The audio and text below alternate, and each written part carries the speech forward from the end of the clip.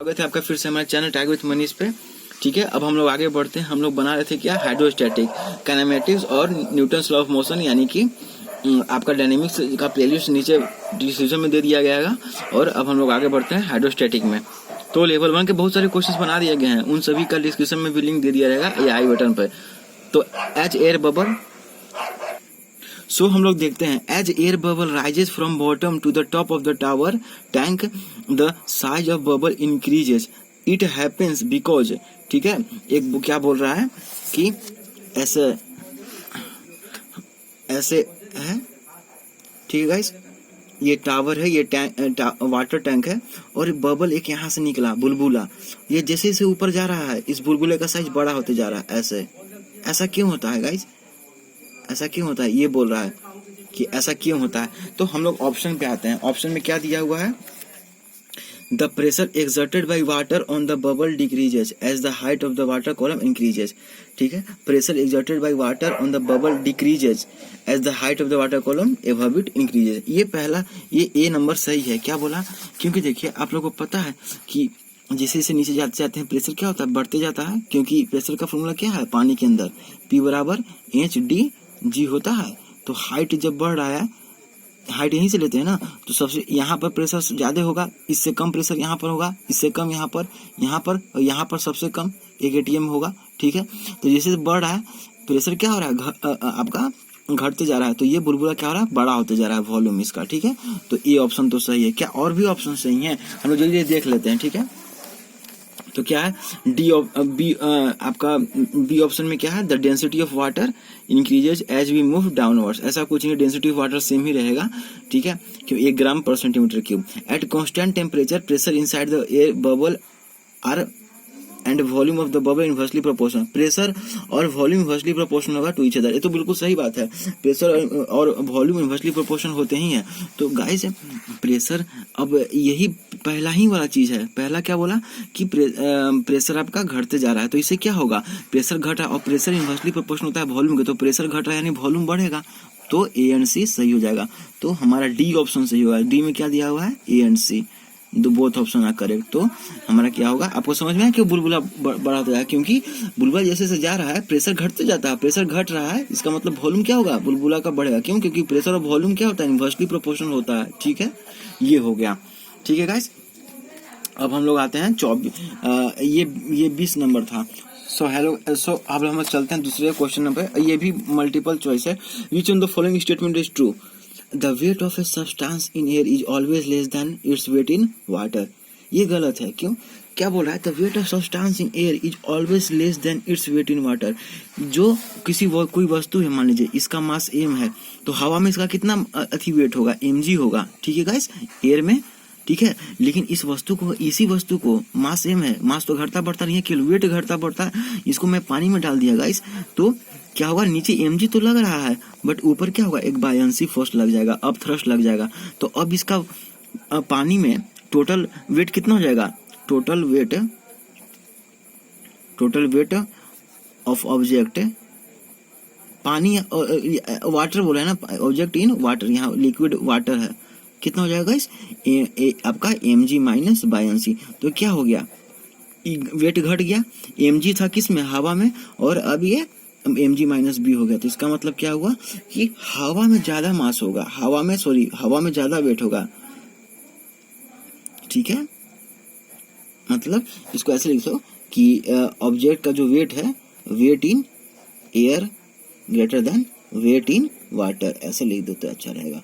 लेकिन यहाँ पर उल्टा दिया हुआ है। पहला ऑप्शन क्या दिया हुआ था कि the weight of substance in is always less than, ये गलत होगा। अब आते हैं सेकंड ऑफ है, तो इसी से हमारा बन जाएगा। अब क्या आते हैं यहाँ पर the mass of a substance is equal to the mass of an equal volume of water। the mass of substance is equal to the mass of an equal volume of water। ये जरूरी नहीं है।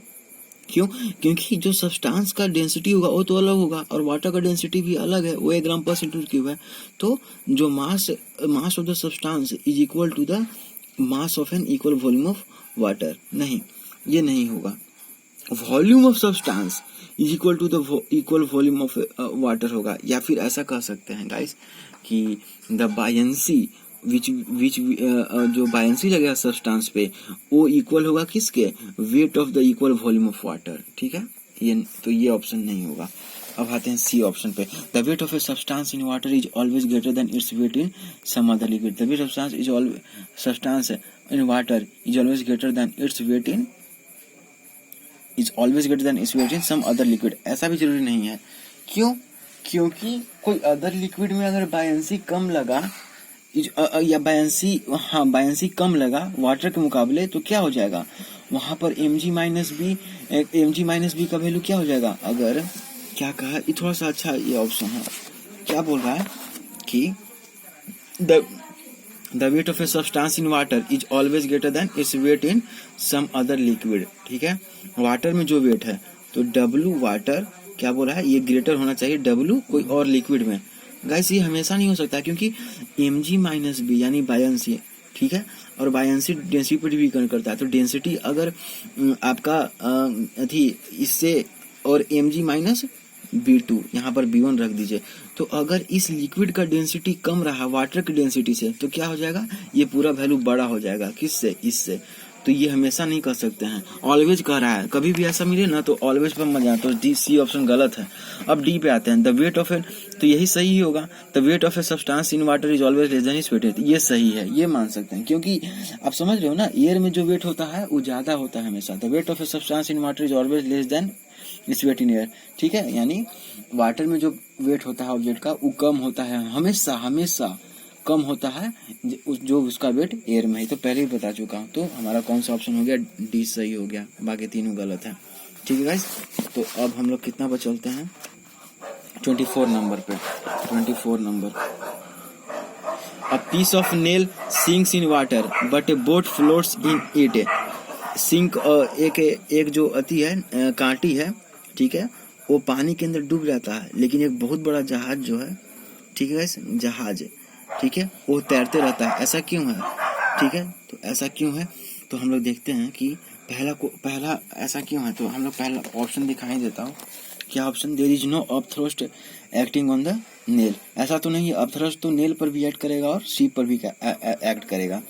दूसरा, nail is heavier than A boat, nail is heavier than A boat, ऐसा गलत है, क्योंकि कांटे का जो भार है गाइस, ये तो हमें गलत ही है। Nail is heavier than A boat, ये तो बच्चा भी बता सकता है कि बोट का वेट ज्यादा होगा नेल से। Nail has a pointed and, इसका कोई मतलब नहीं है, ठीक है गाइस। डी, अब डी ही सही होगा, upthrust acting on nail is less than its wait, ठीक है। क्यों, अपथ्रस्ट लॉ ऑफ रोटेशन तो ही तो है। अपथ्रस्ट नेल कांटी के अथी में क्या होगा कि नीचे जो इसका mg लग रहा होगा और ऊपर जो अपथ्रस्ट लग रहा होगा, तो mg ग्रेटर हो गया है b से, तभी तो डूब गया है, ठीक है। सो गाइस, mg क्यों डूब जाता है ये कांटी, जबकि बोट रहता है, क्योंकि कांटी का जो वेट होता है वो ज्यादा हो जाता है बायंसी के, क्योंकि लिक्विड बायंसी ऊपर क्यों लगाती है। और बोट क्यों तैरते रहता है, क्योंकि बोट का जो नीचे, मान लीजिए इसका M2G ले लिए, दूसरा मास ले लिए, और ऊपर B2 बायंसी लग रहा है, तो बोट का M2G बराबर बायंसी हो जाएगा, तभी तो ये तैरते रहता है, ऊपर नीचे बैलेंस होते रहता है, ठीक है गाइस। लेकिन नेल के थी में नहीं होता है। तो हमारा ऑप्शन क्या हो गया, डी हो गया, कि अपथ्रस्ट जो एक्ट कर रहा है नेल पर वो कम है उसके वेट से। सो गाइस, ये कुछ थ्योरी वाला क्वेश्चन था जो मैं चाहता था कि आप लोग इसको बना लो। अब आते हैं 49 नंबर पे, ठीक है, 49 नंबर।